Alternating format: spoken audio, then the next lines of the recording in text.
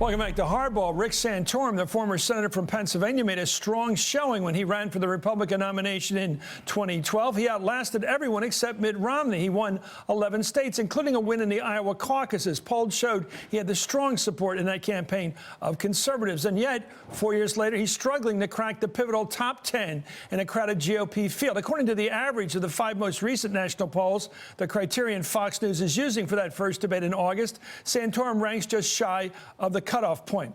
But is Rick Santorum being underestimated? I'm joined right now by the former senator from Pennsylvania, Rick Santorum. Senator, thank you for joining us. Boy, you got a tan. So let me ask you Good to be with you. Let me ask you this. Are you going to take the little kids table? Are you going to go to that forum that the Fox has offered the people that don't make the top 10 sometime in the afternoon between 1 and 3? Yeah, I'm really not going to worry about that, Chris. I mean, I'm going to work hard. Have been working hard. Yeah, I'll take every opportunity, like coming on to Hardball, for example. I'll come on to every place to get our message out there and to try to win voters over. That's what we did last time. It's a marathon, not a sprint, and we're building a good, solid team across. I'm here in South Carolina. We got a great team down here. We've had some great events since I've been here, and we'll just keep doing it the grassroots way. National polls, as you know, Chris, when I ran and won the Iowa Caucuses 4 years ago, I was at 4% in the national polls, and I won the caucus. So I don't really pay much attention to those. Well, let's talk about your bracket. You represent the cultural conservative aspect of the Republican Party's traditional values. Where do you stand on the issue of same-sex? It looks like, I mean, I look at the party platform. It's pretty strong last time around when you were running again. Constitutional amendment defining marriage as a union between one man and one woman. If that goes, do you go? Well, I don't think it's going to go. I think we're gonna make sure that stays in. I don't know of a single Republican running who is going to run against that platform of traditional marriage. So I don't anticipate that going. And I think there's a strong case to be made that the court decision, was really bad on a lot of fronts. Number one, whether you're a Democrat or Republican, will set aside the issue, for example, of gay marriage, and look at the fact that the United States Supreme Court just basically, as Justice Roberts said, out of nowhere, completely without constitutional basis, created another right.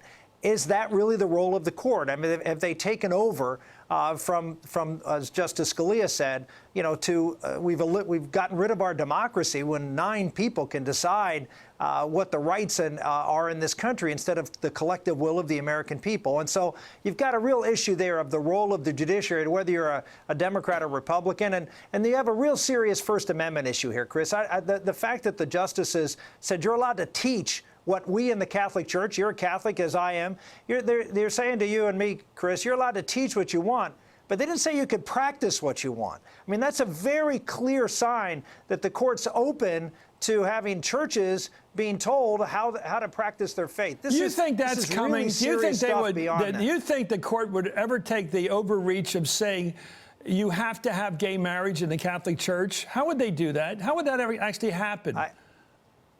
I think if you'd have said 10 years ago, 15 years ago maybe, that we would be in this position, most people would have said you're crazy. In fact, when I offered the constitutional amendment on marriage back in 2004, everyone said, oh, this is premature, this will never happen, there's no reason for us to be concerned about this.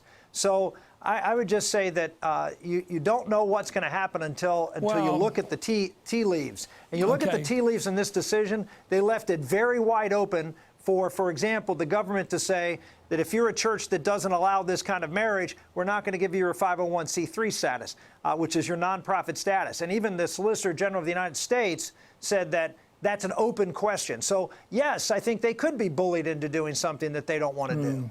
Well, that could mean they could force the Catholic Church into having female priests, too. I don't think they can go that far. I just don't think they can. Anyway, I don't think that's the same issue. I think this is a very different issue. Anyway, this weekend, Jeb Bush responded to comments that Donald Trump made about Mexican immigrants in this country being rapists and bringing drugs and crime and all that. We know that quote. Let's watch. His views are way out of the mainstream of what Republicans think. No one suggests that we shouldn't control our borders. I mean, everybody has a belief that we should control our borders, but to make these extraordinarily ugly kind of comments is not reflective of the Republican Party. Who wins this argument within your caucus, within the Republican Party? I mean, does anybody really think that Donald Trump isn't going to say some outrageous things? I mean, that's what Donald Trump does. I mean, the idea that we're now going to police Donald Trump's speech is almost ridiculous on its face.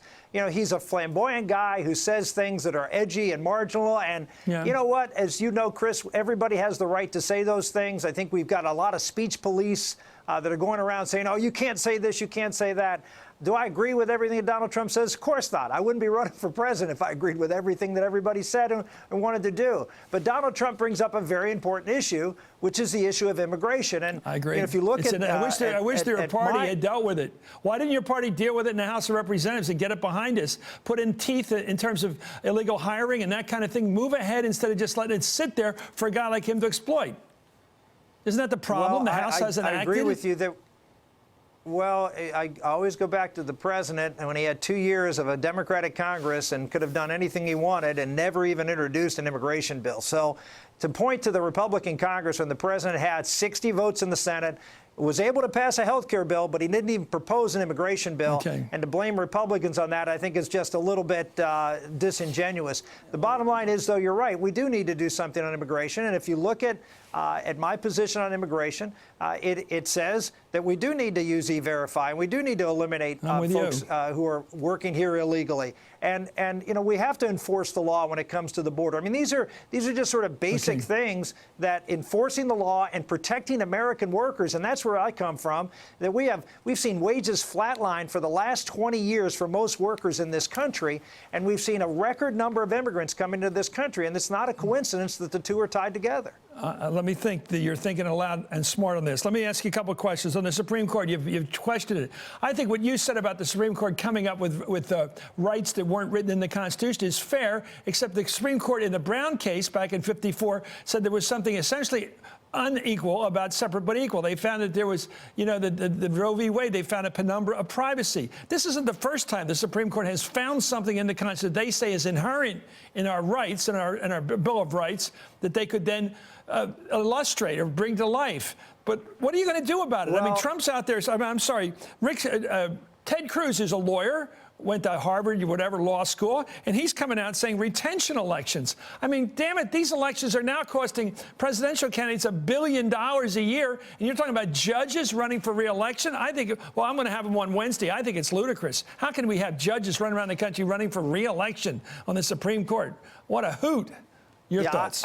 I don't support what Ted has proposed, but the bottom line is the first time this substantive due process argument was used, as you know, Chris, because Justice Roberts talked about it at length in his dissent, was during the Dred Scott case. So the court can do things that you like using these kinds of unconstitutional creation of ideas of what you know, these penumbra of rights, this sort of mystical clause that Justice Kennedy likes to use. They can do things you like, and they can do things you don't like. The point is, they shouldn't be doing either. That should be up to the American public to make this decision. And whether you're a liberal or a conservative, don't you want the republic, the democratic process of this country to make these kinds of decisions? And when we've seen the court step in and short-circuit the debate, it doesn't end up well. And you can talk about Roe, but Roe still is a very divisive issue in this country 40 years later. The court didn't settle it, and I don't think they're going to settle it here either. You're right, they didn't settle it. And Ruth Ginsburg and some other people agree on the liberal side of things. Let me ask you about that flag flying down there still. You say you're not a South Carolinian, you don't want to get involved, but as a flag, what does it say to you as an American? What's that stars and bars say to you? Well, you know, I was in Charleston at the time this all came down. In fact, I sat in Mother Emanuel Church on the Sunday following the shooting. And what I saw was something incredible, remarkable, which was a healing process going on where faith and these people of faith reached out and used reconciliation and forgiveness to bring a community together. And everybody wants to talk about what's going on 2 hours away in Columbia instead of what went on that really did you know, bring this country together and bring this community together. I've been in Charleston a lot since then, and the sense and the feeling of this community is stronger than it's ever been unified. And I I don't know. I guess I'm a little bit discouraged that the media wants to focus on a flag instead of the tremendous reconciliation that has occurred here in the city of Charleston. But if they keep that flag up, you won't get reconciliation, will you? I don't know. I mean, what I've said, I think you my have more guess is trouble. that the people of South Carolina, I think the people of South Carolina will make the right decision, and they'll go on from there. I'm not concerned at all about what happened in Charleston having a positive effect, not just in South Carolina, but throughout the country. You know, I think that flag's coming down this week anyway. Rick Santorum, thank you so much for coming on. You're always welcome here, sir, even if you're not welcome over at that other place when they're just limiting it to 10 guys. You know, we have more room over here. I'll be happy to come back, Chris. Thank you. Thank you, Rick Santorum.